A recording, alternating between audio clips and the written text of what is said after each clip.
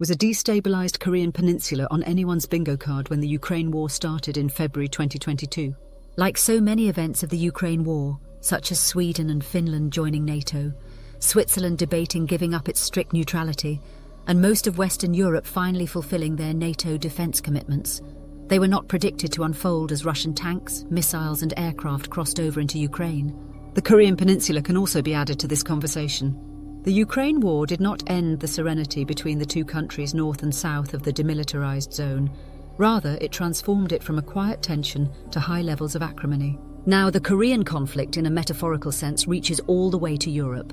North Korean troops are fighting Ukrainians in the Russian Kursk Oblast, and their artillery shells are landing in eastern Ukraine. Meanwhile, South Korean main battle tanks, manufactured in both South Korea and Poland, and their artillery systems are arming NATO countries for a potential European war. Although Korea's involvement in the war was not intentional, it was inevitable, and serves as another reason to expedite the resolution of the Ukraine conflict. Since the aborted declaration of martial law and the unsuccessful impeachment of its president in early December, South Korea has been in a state of turmoil. South Korea's influence has increased as it is considered a key ally in the rules-based order of the West. South Korea serves as an immediate counterweight to North Korean ambitions, is a NATO partner as part of the Indo-Pacific four nations, South Korea, Japan, New Zealand and Australia, and is part of a growing US-led strategy of building alliances in the Western Pacific to counter China's aggressive territorial claims in the region.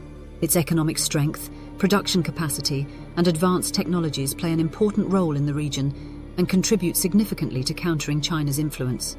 The ability of South Korea to stabilize its political turmoil is crucial, and with North Korea serving as a key Russian ally in the Ukraine war, this task will become increasingly challenging for the country.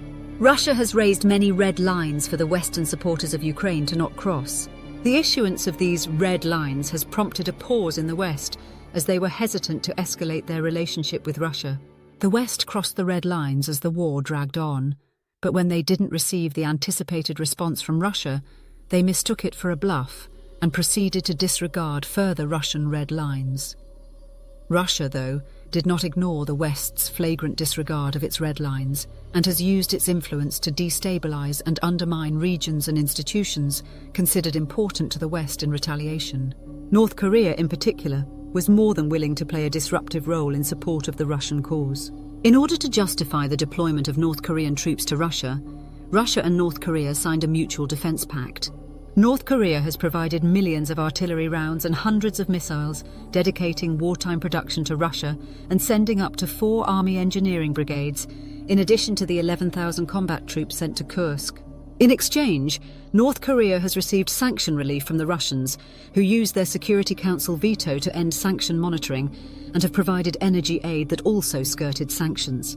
However, the signing of a cooperation agreement between Russia and North Korea for both space and peaceful atomic energy is more concerning for the long-term security of the Korean Peninsula, as it implies that North Korea can anticipate receiving technical knowledge from Russia that will significantly influence its missile and nuclear weapons programs. It is in the best interest of the US and the West to resolve the Ukraine war as quickly as possible before North Korea and Russia can make significant inroads in this latest cooperation pact. Russia is well aware that this agreement would cause significant issues for the West and South Korea when trying to maintain stability in the region. The Russian economy is considered a wartime economy, and a peace in Ukraine would force the Russian economy to go through the spasms as it moves from wartime to a peacetime economy. Ending the hostilities in Ukraine would cause economic pain for Russia, as is typical for wartime economies transitioning to peacetime, and it would result in deprioritizing North Korea's relationship with Russia, as it will no longer be as critical. North Korea won't have anything to offer Russia during the peacetime transition, and it's probable that Russia will relegate the relationship to a secondary role. The sooner Ukraine achieves peace, the faster the North Korean relationship undergoes a downgrade, and this downgrade must occur before North Korea can gain and utilize Russian nuclear and rocket expertise.